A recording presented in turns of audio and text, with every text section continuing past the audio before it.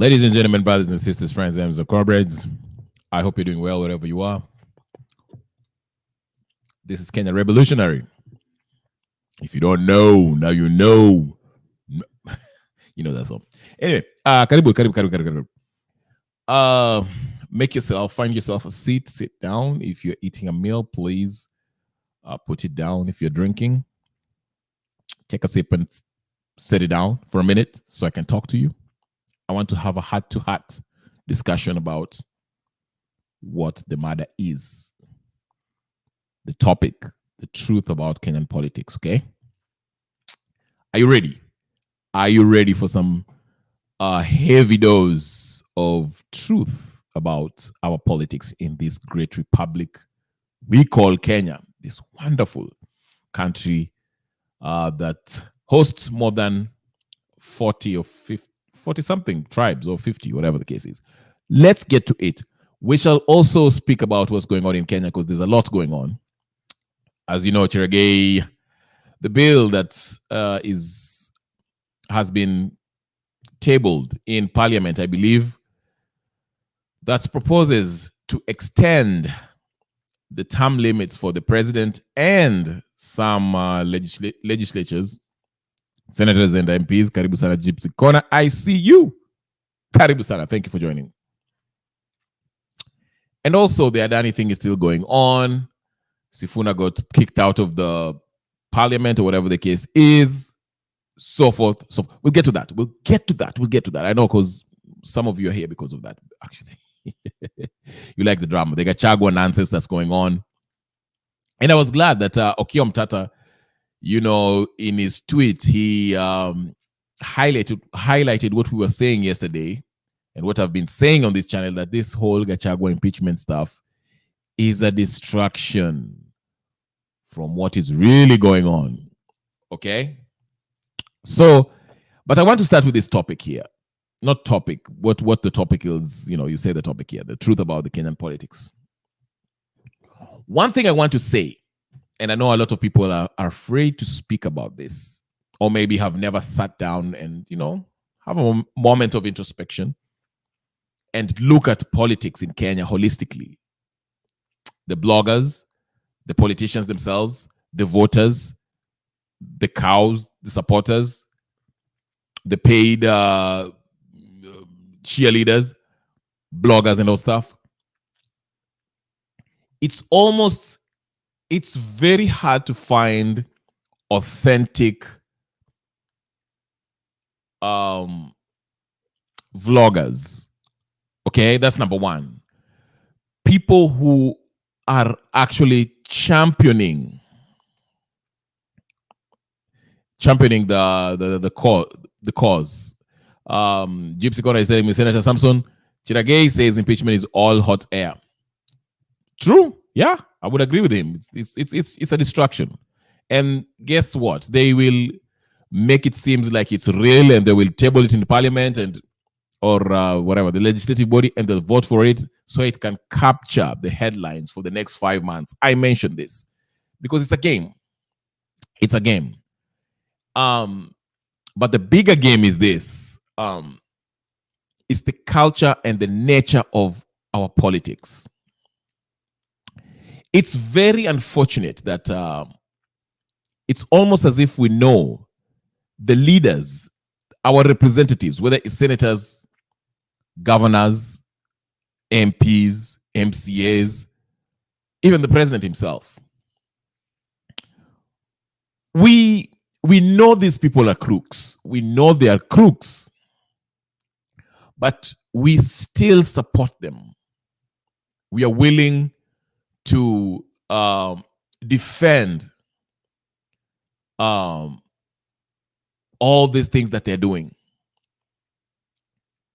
The breaching of our individual rights, freedoms, of the Constitution, the corruption, okay, the murders, the detainment, abductions, all this, we are willing to turn a blind eye as long as we support, champion cheerlead, praise, hail our so-called preferred candidate of choice, regardless of how this candidate might be compromised or have a checkered past. We don't care. We are willing to look over that as long as he's our preferred candidate. I use that because I saw this when, remember, let me just use a perfect example. Just recently, the ODM side of the Azimio faction, they were the loudest speaking against Ruto during the Maandamano. You remember that? You know, they were talking about collecting signatures, tutaenda Ikulu, they started Maandamano, people were dying. And once, you know, Raila Odinga joined the government, you know what happened. I mean, had that handshake and they formed this bread-based government. We know all what happened, okay? And the Mbadis now are sitting as CS of Treasury, defending Ruto. Ruto's, you know, Adani deal. And you can see the Kalumas, the Robert Alais are coming out and say, now they're making it a parochial issue. We Luos, we've never been in the cabinet. We've never had a CS of Treasury in the history of Kenya. You see, because their perceived tribal chieftain has joined hands with the murderous Ruto. So it's all okay. I'm sanitized. It's okay. Ruto's now is good. Ruto hana shida. He's looked out for the Luos. You see the kind of thinking we have. And you try to look at the media, because the media, the fourth estate, so to speak, we always look at the media to, you know, expose these things. And of course, we know in Kenya, the big media houses, the KBC, KTN, Citizen, and all this, they are all owned by the same very people who are huge in politics. The Rutos, the Kenyattas, the Moi family, you know, they control the media in Kenya. So there's no real outlet. Now, there's another outlet where we can turn to look for the truth. And that comes to the blogosphere, or you want to call it the vlogosphere, you know, the bloggers. Now, apart from the known paid parrots, you know, like the Robert Alais, the what's the face? That's that girl that's, you know, always talks about Uhuru Kenyatta. I forgot his name, but you know them, the Gabriel Ogudas. You know, we know where they stand, as much as they try to act like they are patriotic. We know where they stand, okay? Because they are a bunch of paid parrots, you know, to the you know, echo chamber, you know, sock puppets that's, you know, perpetuate the same bull crap that Ruto and his cohorts want to be thrown out there, the public domain.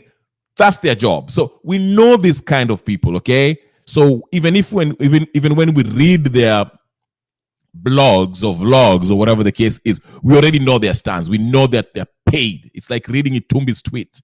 We know where they're coming from. But I want to bring it home to, let's say, these independent folks on the internet. I won't go as far as like what's his name? Kumekucha. He's vague. I think he's full of promises, and this. I used to follow him in 2007, I think. You know, and I found out that he was full of it, because all he cared about was making money, actually. Because he used to have I'll give you special information about the inside information. But then I found out that the information that he was giving, that he was saying is special, is not even special. He just wanted your money. So I stopped subscribing to this bullcrap, okay? Then we have the Lee McQueen, or whatever the case is, who's a Raila sycophant. You already know where he stands, you know. Then we have David Wafula, who does a pretty good job, but he's a UDA sycophant. So you see what I'm saying?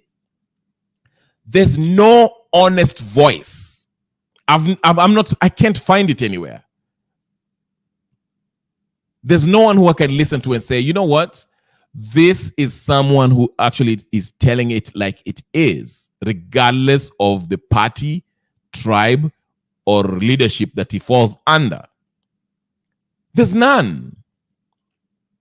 And even what we do here, you know, I won't name names, but the channels that we came up with, you know, the offshoots from Mutembei, let me just say that, you know, they have a certain agenda that they want to put through. And I am all for listening to them because it's, you know, it's like I said, I like listening to different points of view. Listening to yourself is not enough. You'll be a sick person if you only want to listen to yourself. It's also good to listen to other people. Listen to what they have to say.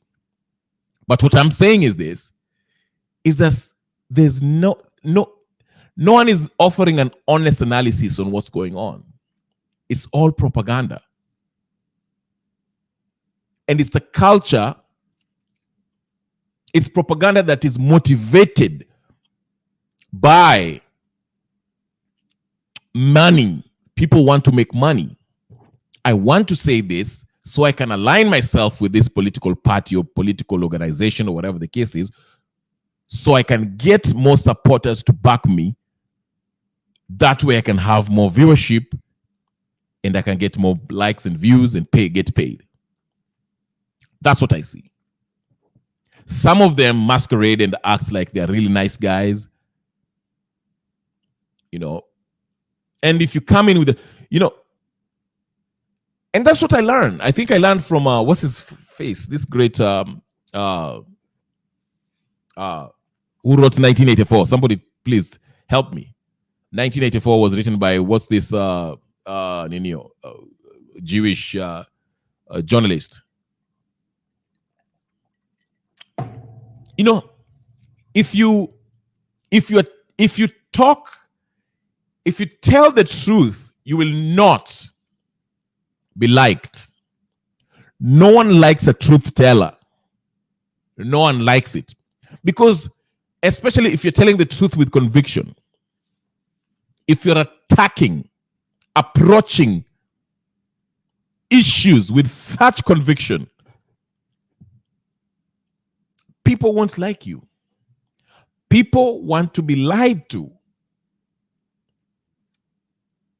And another thing, majority of these folks want to feel a sense of belonging. They want to be part of the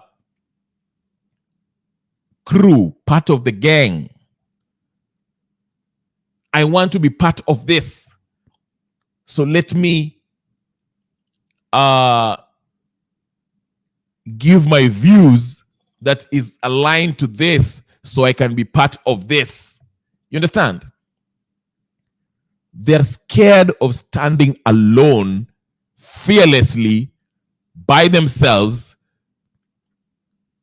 to speak what they really think is the truth and what needs to be done. I'm glad to see you, Francis Irungu. Karibu sana. You understand? Because they fear being ostracized. They fear being blackballed, ignored. They fear that. They want to be part of the Kirende. You understand me? So they fear speaking the truth as it is. That's what I've noticed with a lot of these channels talking about politics. So if you go to their platforms, they will either block you or block whatever you have to say because they think you're too much. They'll think that, oh, you know what? This guy is going to mess up my stuff. I still want to maintain my cool relationship with that group. So I can't be bringing people who say these things. You know. Listen to me. The most important thing in life as a human being is freedom. Let me tell you that. The most important thing as a human being is freedom, where nobody is ruling over you. You can speak freely and speak to power. When you're free, you don't worry about a thing. People don't get that. They look for safety in numbers. They want to be part of something. Even if that movement is leading them to hell, they want to be part of it because they want to have a sense of belonging. Because they're not free in their minds. I'm not talking about physical freedom. Of course, it's important to be free physically so you can travel to where you want to go. Freedom of movement. But most of all, I like freedom of thought, freedom of speech, freedom of expression. This is what make us to be an image of what God made. As the Bible says, God is a creative being. He's a creator. So he made man so that man can also create. Man can speak. Man can express himself. Man can think. You understand?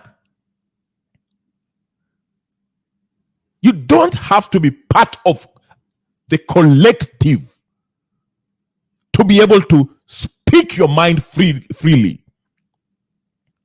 Don't be scared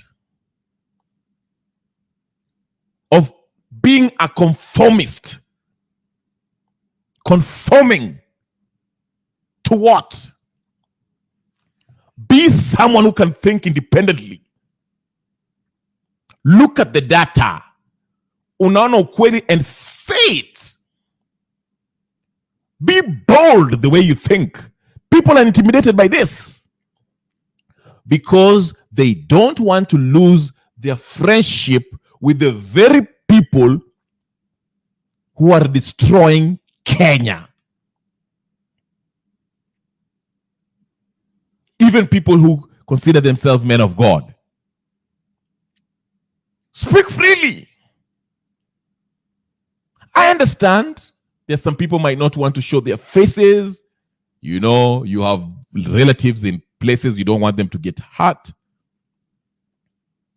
You have businesses. You have things that you don't want to be messed up. That's why I'm saying, you know, it's so funny. The Bible is true. In order to free yourself, you have to let go some things. Easy biashara.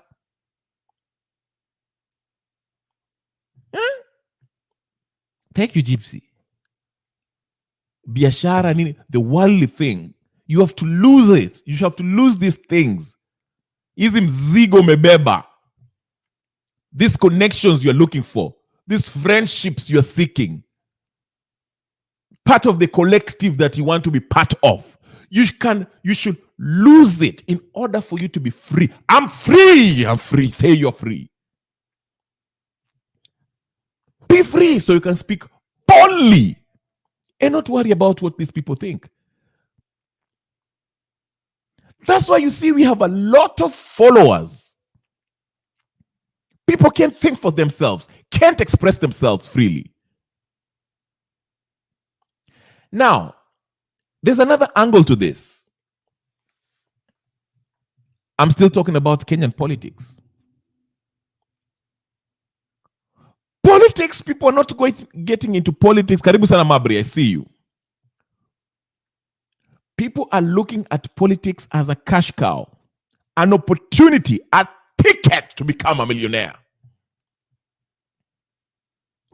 So it's not about, oh, mi nataka kwenda Senate ndio nifanye what is right. I want to go to Senate, na mi nipate hiyo pesa sijui ya CDF, sijui nipate hiyo pesa ya sijui nini. I can be a mheshimiwa. Yeah? Big man syndrome. I want to be a mheshimiwa. So people can also see I have a big car. I have a driver. Nimevaa suti ya Gucci. When I talk, people are clapping for me. These are the cheap things that you're seeking that's hindering the country from moving forward.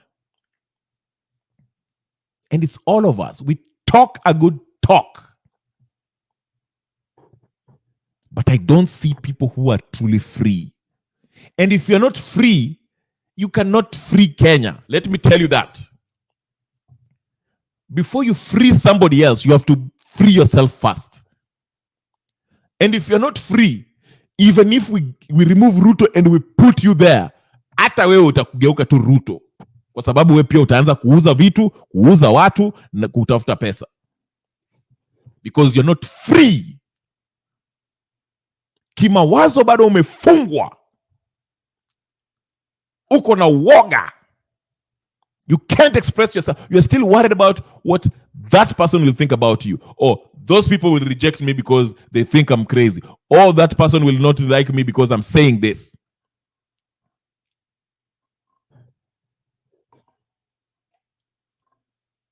That is what I want to talk about. Before I get to the topic, mambo ingine ya siasa. That's why I'm urging for all you Gen Zs, those young folks who are coming up with channels, ya siasa. This is not the only channel. There's thousands of channels, of political channels that are there. Please, free yourself first.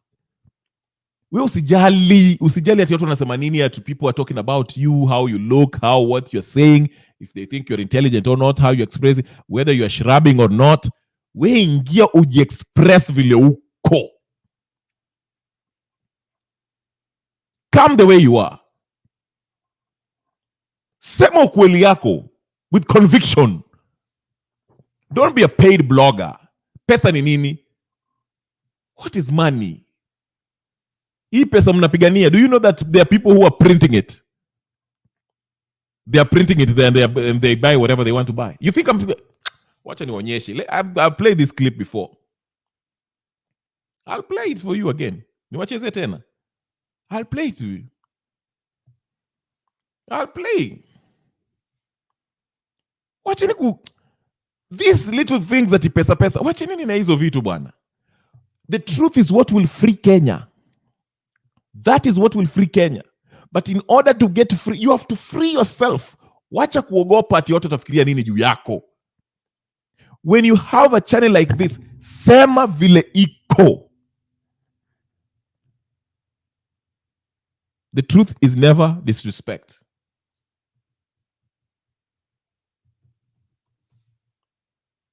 That's why I like this professor here. Hold on kidogo. Ngojeni kidogo. Let me show you.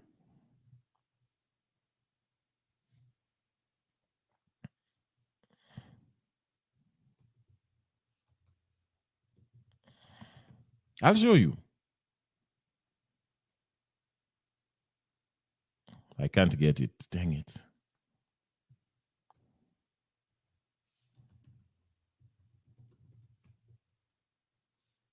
Here it is. Tutaanza show. I just wanted to touch on that before we get somewhere. That you have to be free. You have to be free. Freedom is very important. Free your mind. Free yourself. Here's something I wanted to play. As we get started, Soreni, Poleni, ati Soreni. What's his face? I heard was kicked out today. Sata hii kompyuta yangu pia inaleta ujinga hapa, so I'm missing things. It's even making me mad. Kingi. Let's start with this one. Like the video?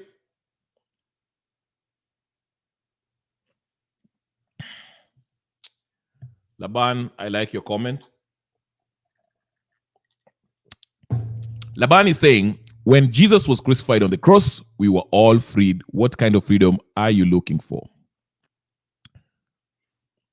We were not all freed when Jesus died on the cross. We were not all freed. Let me tell you. Let me explain to you. Now, when the Ukangali, ask your pastor if he's worth the salt. Okay? When Jesus died on the cross, he provided the opportunity for you to be free, because all of us were under curse, under the law. So when he died, it was an option for those whosoever, go ask any your local pastor, whosoever, mtu yoyote, chaguo ni lako, is a choice.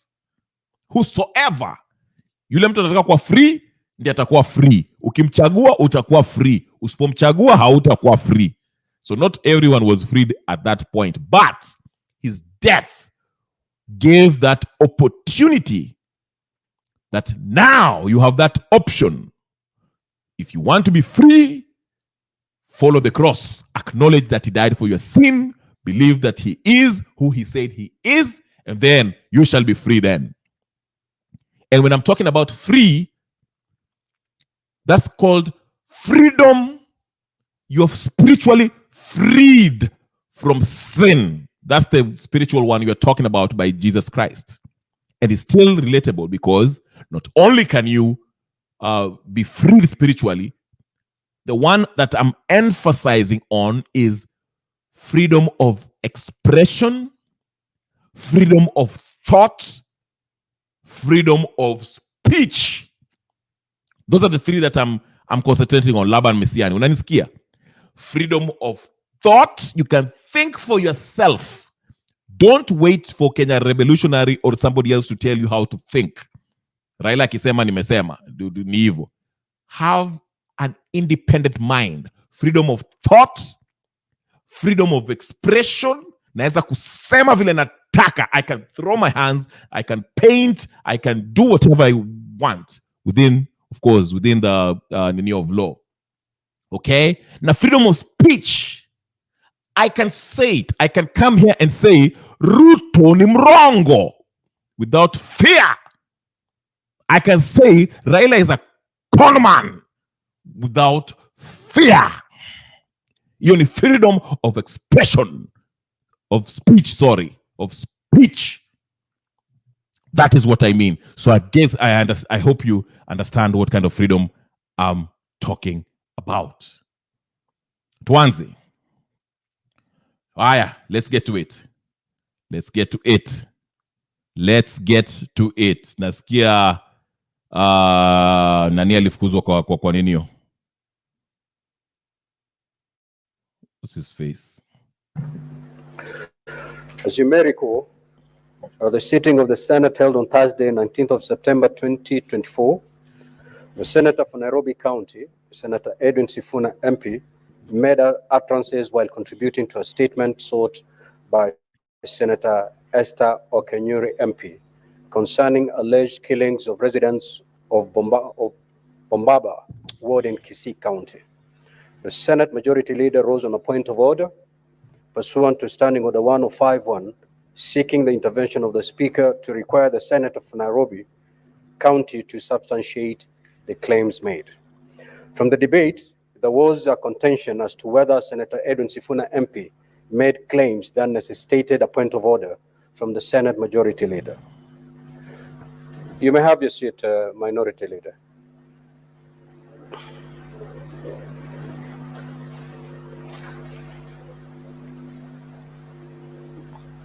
The chair thereafter requested for the Hansard report to be availed in the next sitting. The requirement by the Speaker in this matter was to do the following. 1, establish the connection between the point of order by the Senate Majority Leader and the utterances made by the Senator for Nairobi City County. And 2, make a determination on whether substantiation is indeed required. Honorable senators from the Hansard of that day, I have established the statement made by Senator Edwin Sifuna MP, which stated the point of order by the Senate Majority Leader to be the following, and I quote, even this young member of County Assembly, MCA from Wajir, was plucked from the streets of Nairobi. We would want all of us leaders to take a very strong position and ask William Ruto. We will not ask him about the other promises he will break, even if he does not build the roads and stadiums he promised us. Can he please stop killing us? Stop abducting people and bodies showing up in quarries.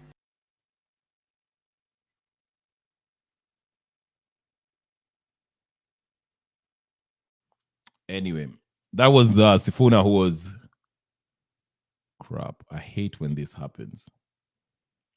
He was kicked out of the Senate for, I don't know, he said something that wasn't for those of you who are seeking dollars.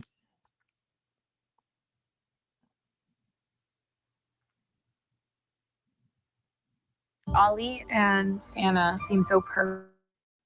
Sorry about What this. people didn't know was she was screaming for help. Uganda, what would you do to spur it to levels of growth and development that are Number desired? one, I would make my own money and I would not balance it or I would not back it by the American dollar or any other currency. In fact, I Then would it get... wouldn't be money. What is money? Weighed against what? Because money... American money is made against what? Gold. Which gold? My God, you said so you have internet. Check, they don't have any. It is just paper. It's made up by tanks and F-15 fighters. They have no gold. It is the Federal Reserve has no reserve and is not federal. It's a private institution. Hey, you disappoint me today. No, you Yes, actually you disappoint me. Yeah, I know. The Federal Reserve. This is where we differ as students of economics. Oh, you wait. and I. Okay, now let's talk economics. The student of history and the student of economics I am, differ completely. I am not only a student of economics, I am a teacher of economics. And I'm going to teach economics on your show. And I'm, I'm a teacher. I can't afford to be ridiculous. I am coming on your show to tell you that the Federal Reserve, first of all, is not federal. It's not a government agency. It is a private institution owned by 12 individuals. And it has no reserve. The dollar has no reserve. It is just paper with graphics on it. And how dare our country, backs its money against the dollar, against a piece of paper which somebody prints. When the Secretary to the Treasury in America wants money, wants to buy, for example, Uganda Airlines, let's assume, he is not going to say what? He orders the mint. He asks them, how long will it take you to print this? Yes, I know truth makes you laugh. Why do you think they're having trouble with Russia? Because Russia is buying gold and it is moving away from the dollar.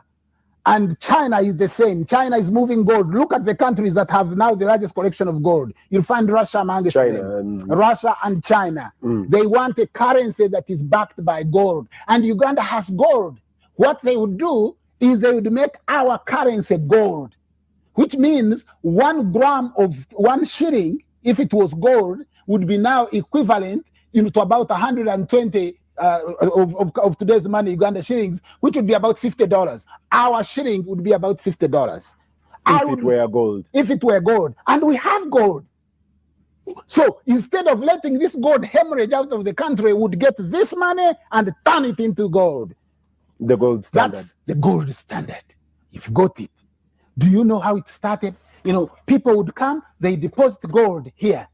Because gold is heavy, it's very heavy, you'd give them a piece of paper. Now, when they get to Masaka, instead of coming back when they want to purchase something, they would pass the paper to someone else. That is why when you look at the pound, they say promise to pay on demand. Hey. And you hear our yes. Thank you, WS Banker. And you hear our people, our economists, sorry.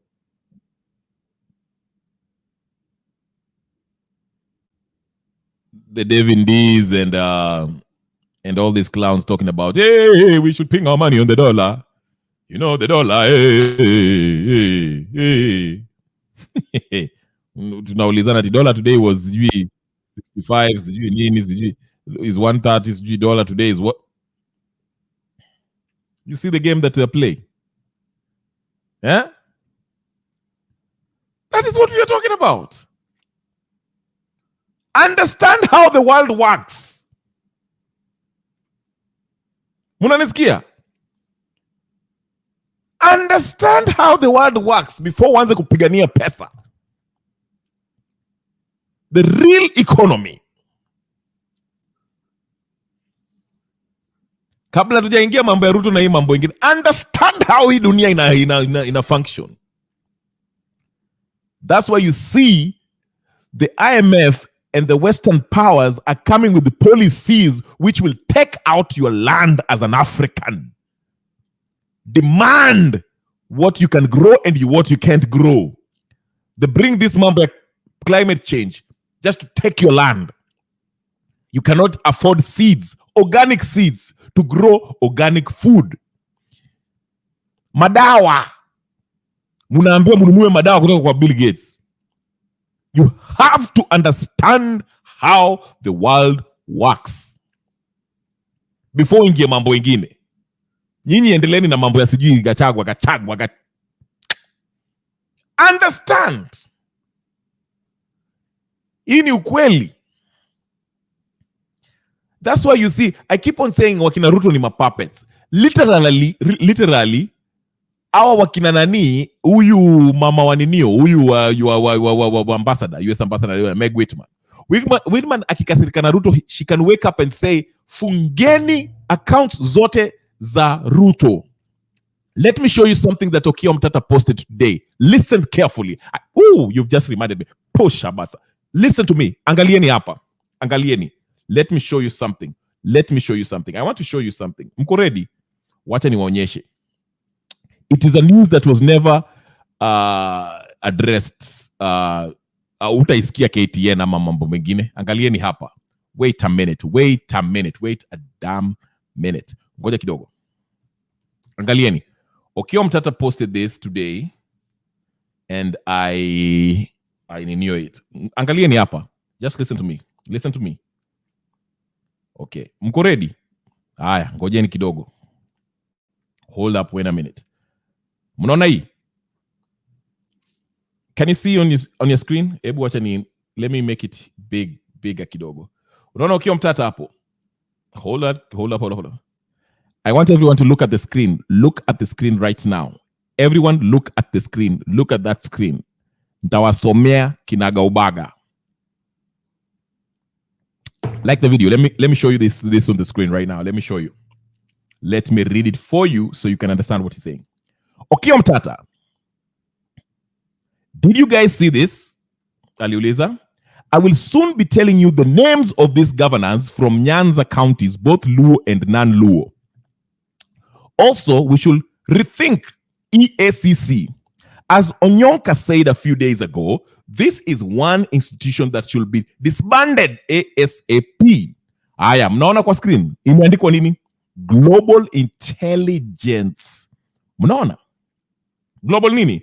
Tusome pamoja kwa kinaga ubaga kwa utaratibu. Kizungu mkuti. Hebu tuisome. Let me read it for you. Global Intelligence. GIST and Rogan's 7 ultimate froze several foreign accounts of 2 governors and personal aides weeks after effecting a caveat on a 5-star hotel under construction in Rabat, Moscow, funded using embezzled funds from Nyanza counties in Kenya, UK, GCHQ, and US NSA government and SEC Gov. Munaona hiyo maneno? Munaisikia ama hamunisikia ama niwarudie kidogo? Can I go? Niwarudie ndio musikie. Can you see the screen? Munaona screen kweli? Ama mmekuwa vipofu sasa? Okay, when I start reading these things, mnakuwa vipofu. GIST, Global Intelligence something. Okay? And Rogan's 7. Ultimate froze several foreign accounts of 2 governors and personal aides weeks after effecting a caveat on a 5-star hotel under construction in Rabat, Moscow, funded using embezzled funds from Nyanza counties in Kenya, UK at GCHQ, and US NSA at SEC Gov. Okay? Now, this is a response from a tweet from 26th of July 18th, replying here, saying, unaona, from the same guy, Global Intelligence Neo.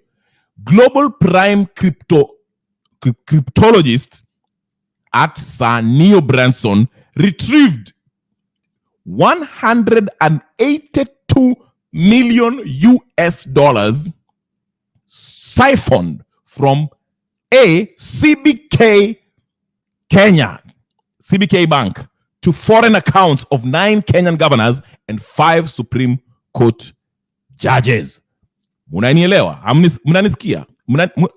Munanielewa? Ama nazungumza kininio? Kijarati. I'll just do it one more time, just so you can get it, okay? Global prime cryptologist at Sir Neo Branson retrieved 182 million US dollars siphoned from Central Bank of Kenya at CBK Kenya to foreign accounts of 9 Kenyan governors and 5 Supreme Court judges.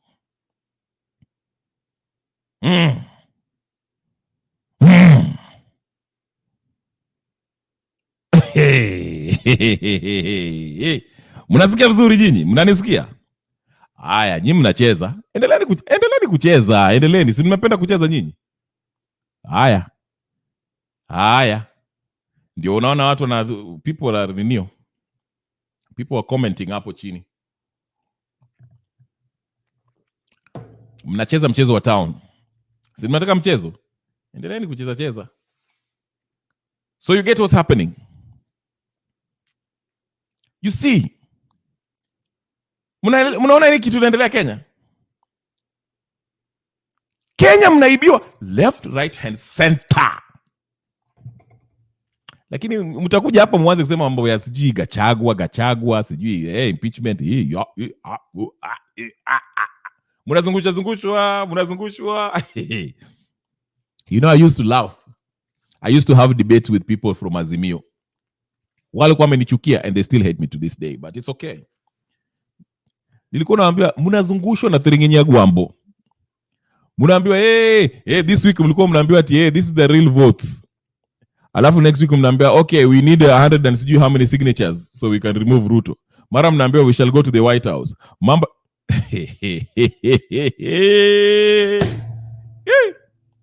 the same thing Ruto is doing. Mnazungushwa. Easy hakuna dialogue, no dialogue. Broad based government or mara zaini Gachagua mutazungushwa proper if you're not focused. Mnanielewa? Lakini nyinyi. Haya. Anyway, Okiya Omtatah is doing the Lord's work. Okiya Omtatah is doing the Lord's work. Tafadhali ni like hii video na mshare na msubscribe immediately. Na sio tafadhali. Hapa hakuna tafadhali hapa. Mulike na msubscribe mara moja ndio tuendelee na maneno. Haya ndio hiyo. Cyprian Okundio have reported that it was reported in the news too. Busia Senator Omtatah in court to challenge the appointment of Douglas Kanja as the Inspector General of Police, arguing that President William Ruto violated the Constitution and that the recruitment process was not competitive. Kanja was appointed on September 19th, 2024. Omtatah contends that the appointment did not adhere to proper procedures and undermine the integrity of the selection process for such a critical position in law enforcement. Mnaona hapo.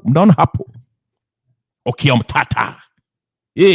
Mtoto wa Busia mwenyewe. Mi sijui kama Okia Omtata si president, sijui nani atakuwa president. Mi Okia Omtata akisema ati anakuwa president leo, anataka kuwa president. Direct. Kura yangu direct. Hata kuna immediately. Mumeona? Bado mnacheza. Haya, nyie endeleeni tu na sijui mambo ya Kachagwa, watu wa Murima. Endeleeni. You see, before I show you the next one, the reason why I like Omtata, and I am glad that most Kenyans are rallying around Okia Omtata finally, because he was never fancy. Even if you look at his car, the way he moves, the way he dresses, the way he, very simple, but very focused and effective. Hao wengine unasikia tialala wamekaa juu ya magari. Agwamba terengenye Ruto king of king of Wasingishu. Look at what a man is about.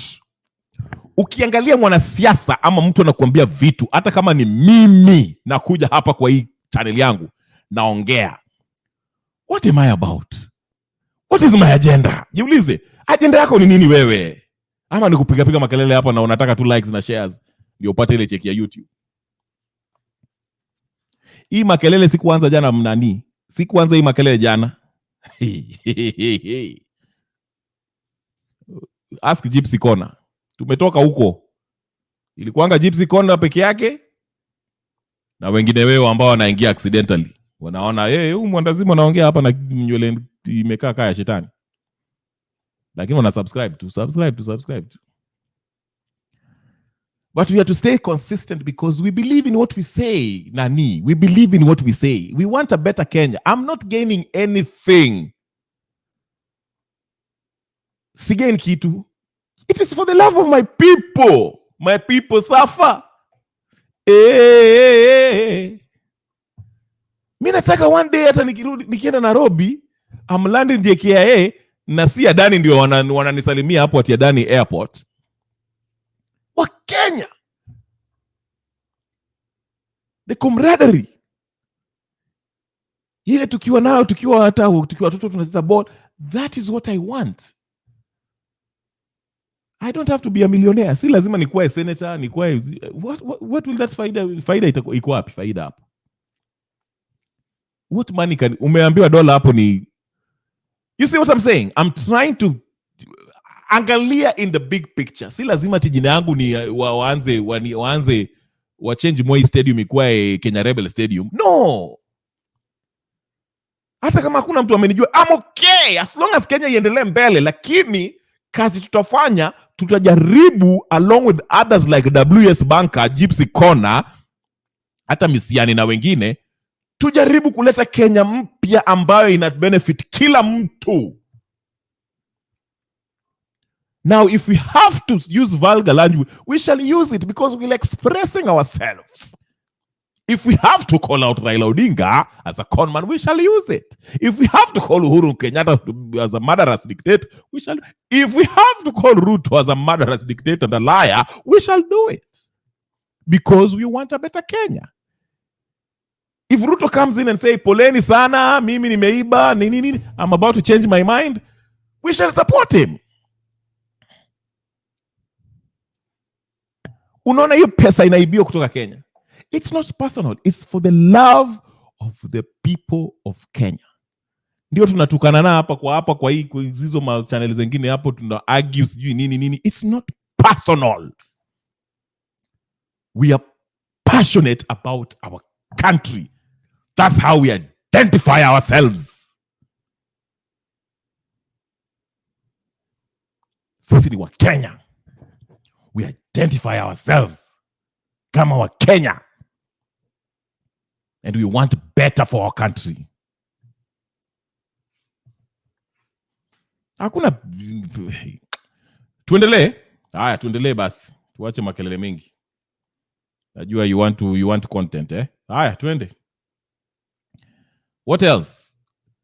Nilisema hapa kuna bill ambayo ina extend terms ya president na elected leaders. Mnataka kusikia hiyo maneno? Haya, niwaonyeshe basi. Mnafikiri ni mchezo? Ubaya wenu nyinyi, mnafikiri kila kitu ni mchezo. Haya, niwaonyeshe. WS anasema uongo ni uongo. Ndio hiyo, uongo ni uongo. Haya, tuendelee. Kuna mtu anataka kuingia kwa studio, niambie. Anyone wants to get in the studio, niwekee link. A bill imewekwa hapa. Star Kenya inasema a bill extending the terms of the president and all elected leaders from 5 to 7 years has been published. Hey, yawa. Hey. Aye. Saa ingine Kenya nasomanga news nafikiri ni nightmare. It's like wanataka kuextend kutoka 5 iende 7. So Ruto asiende, Ruto amalize 14 years in total. Ni hivyo. Hiyo ndio mnataka wa Kenya? Haya, endeleeni. Endeleeni.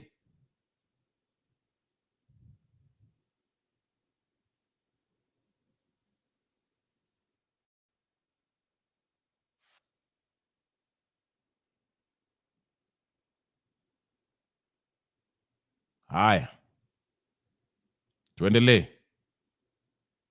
Onyonka alizidi kufanya kazi ya bwana. Onyonka. What was Onyanko saying? Onyonka was saying something.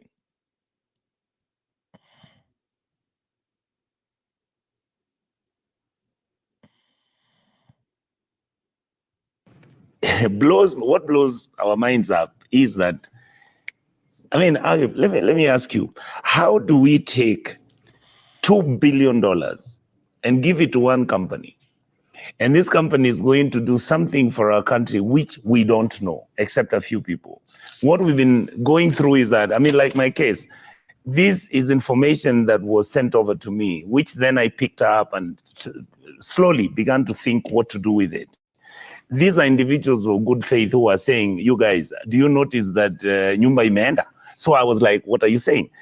What we want our leadership to do, the Adani case for me, Ayub, is a true representation of our failure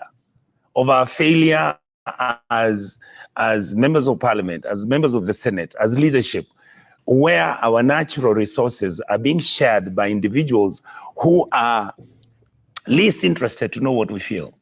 And what is even more complex and more difficult to understand, only that now when you go deeper and you begin to interrogate, you understand what happened with the Gupta family in South Africa.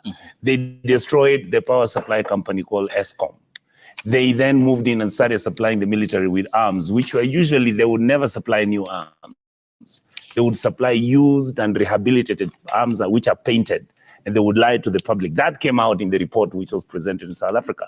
In fact, my honest observation is that I'm going to persuade my colleagues that we need a special commission to investigate this thing, because it's gone even beyond our capacity. Why?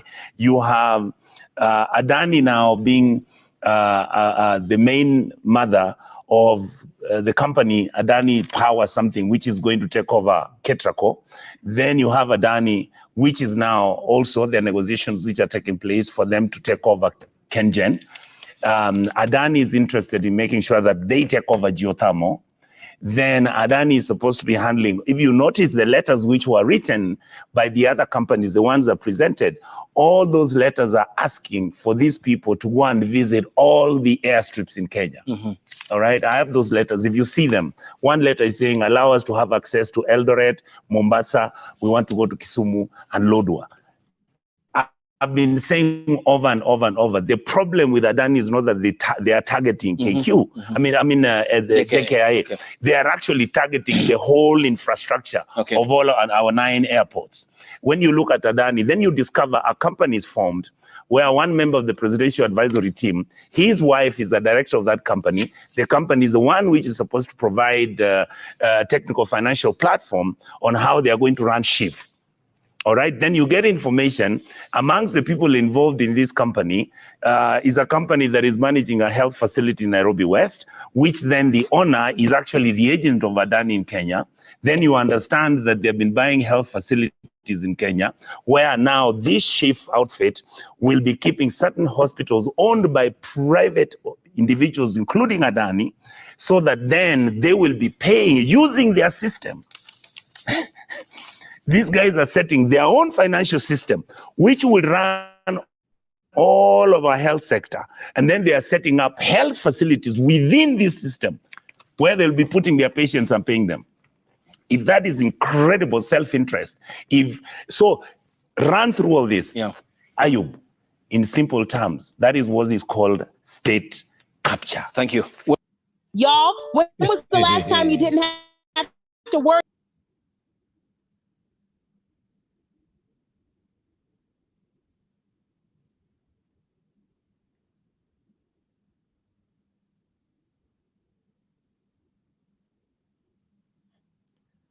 Hii mambo ya Adani, hii mambo ya Adani, hii mambo ya Adani.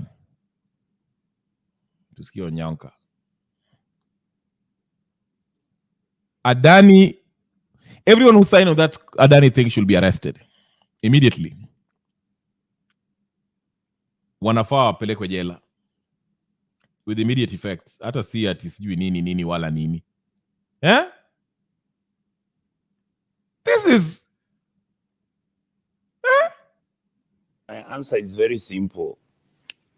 They have absolutely no moral authority. Even when, I mean, the most beautiful thing, Ayub, go to the clips. I was sitting here with you. I think I was sitting here when I said, how can Gachagua stand up in public and announce that, you see what? Yes, we have this outfit. Yes, what is it called? It's called this company we have now, where we have 2 shareholders. And you see this one, the president is going to take his shares and I'm taking my shares and I'm going to move on and do my thing. And Ayub, Gachagua is a consequence of this damn system of ours, which is broken. That when you take power, when you get elected, what do you fight for? You fight to entrench yourself. You make sure that the argument and the narrative you give is that you come out and start telling your people that, you see what, yes, I was getting this power to do what? To make sure that I build you, that I will give you jobs as my community, that I'll make sure that we only get PSS who are from our community. In fact, these elections, that's why you hear Gachagua is constantly raising and talking about to President William Ruto, you did not win these elections. We are the ones who made you win. To me, that is the broken system we are calling Kenya political matrix. All right? And most wonderful, Ayub, I'm a Catholic in religion, and in Catholicism, we believe in the emancipation of the spirit. I'm so happy that Gachagua's spirit has been emancipated. He's finally realizing that now the only thing he can do is run to his community and say, whoa, hey, you see they are killing me. I'm your son. I was telling you I was going to bring you the food and the bread. You see they have taken the bread away from my hands and my mouth. I have nothing to offer you now. So please, I'm your son, take care of me. If this system was functional, if we were good leaders, if we were organizing and making sure that this is a system that should be fair, equitable, and reasonable to everybody, where Kenyans are given opportunities to share the national cake, where employment opportunities are publicly put out there and we actually accept meritocracy, where we govern without corruption and these arrangements whereby people are busy sharing the loot. The problem you have, I can tell you the truth, and if Gachagua spoke to me and William did, I would tell them what they're fighting about is about sharing of the loot. How government contracts, how government tenders, how the Adani group is sharing on their own, and the Gachagua is not involved. So he's saying, I don't know what these people are doing. I don't understand which deal they're doing. It's the loot. You go to all the budgetary appropriations which are there. You see in every government department.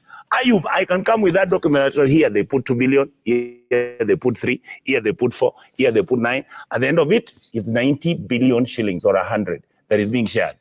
That is the loot people are sharing. Promotions of police officers, promotions of teachers are being done by who's in office. What happens to those people who have nobody in office?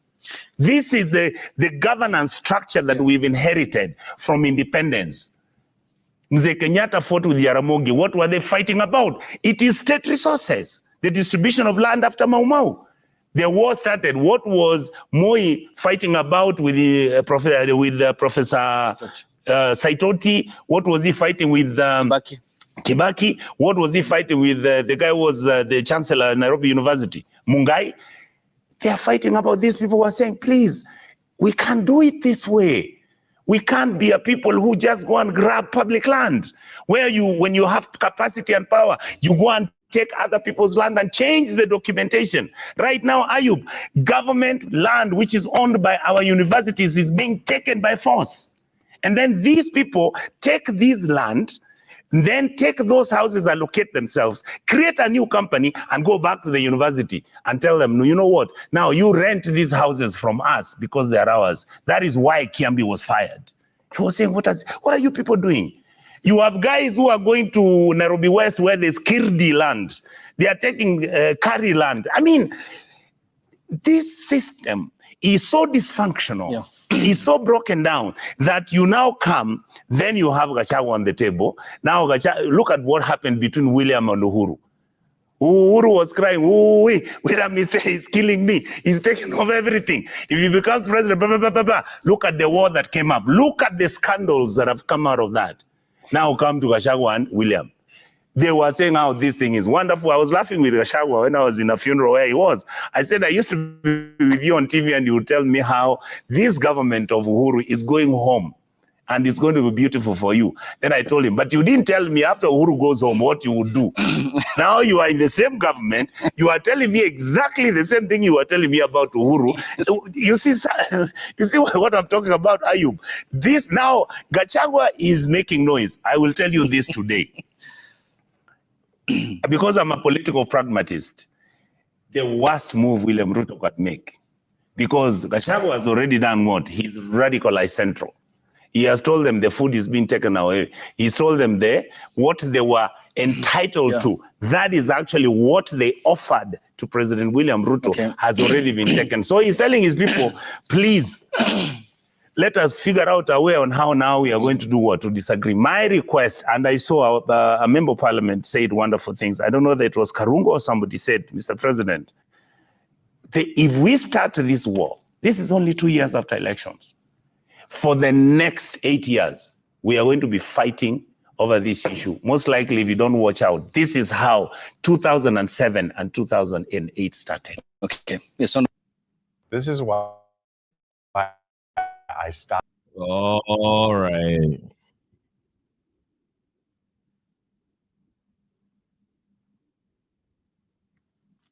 Pay attention to what he said. He said, finishing, if you don't pay attention, this is how 2007, 2008 happened.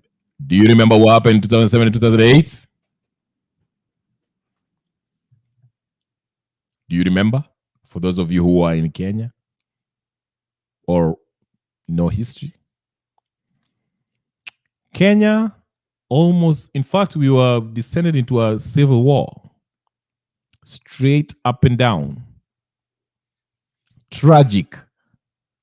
Ukabila ile, life. Let's not get there. Let's not get there. Mnasikia? Let's not get there. But it will take people to stand up and speak up. Musikuja hapa kutetea watu ambao who are tetearing this government that is doing these things just because ni mtu wenu. Oh, ameingia kwa saa ameshikana na mkuna Ruto, so Ruto is good. Ukweli ni ukweli, uongo ni uongo. Let's speak the truth. Tafadhali. Ai. Mnasikia? For the sake of our kids and our kids' kids. Hii mambo ya sijui magendo, it will not take you anywhere. We have to be honest with ourselves and free ourselves. I like the word that he used, Onyonka used emancipate yourself. emancipate yourself from mental slavery, because none but ourselves can free our minds. Woo! Have no fear for atomic energy, because none of it can stop the time.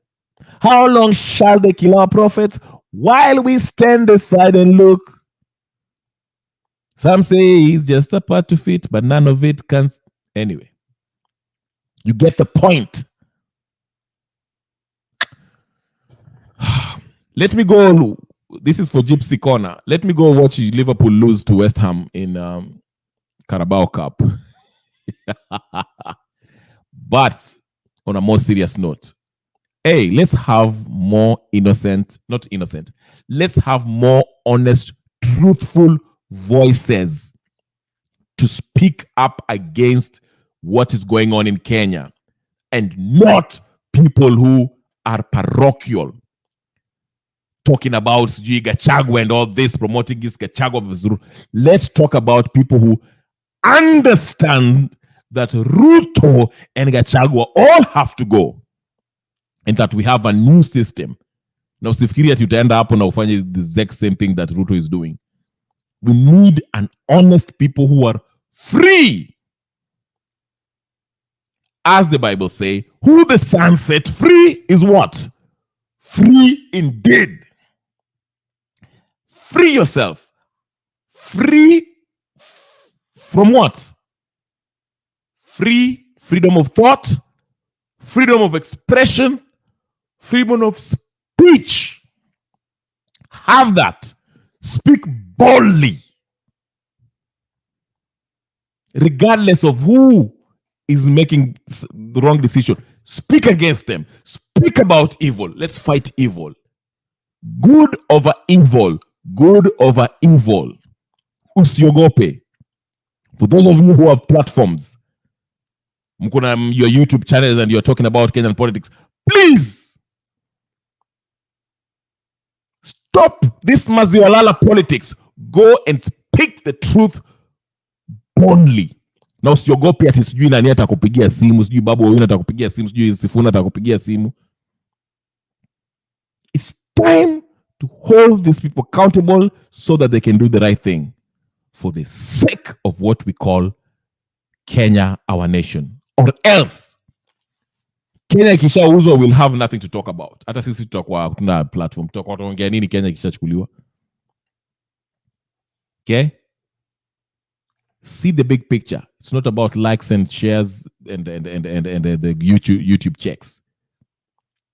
At the end of the day, it's all about the Kenyan people. Put that in mind. Same thing. Anyway, Gypsy Corner, WS Banker, Mabri.